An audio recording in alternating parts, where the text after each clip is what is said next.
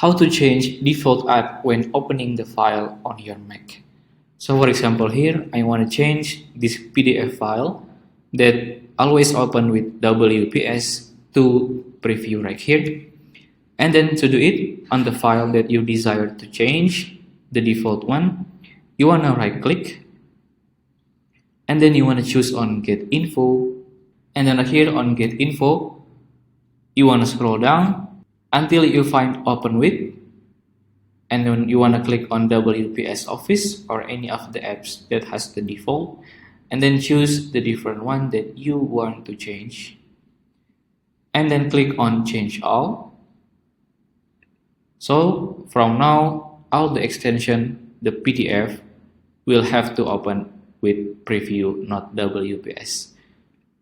And you can do it also in your XLS, Excel, and go on.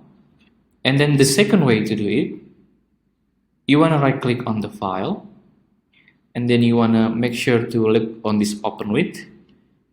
On your keyboard, if you hold option button right here, it will change from open with to always open with.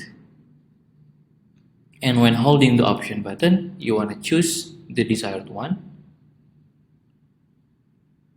And there you go. If you find this video useful, please consider like and subscribe.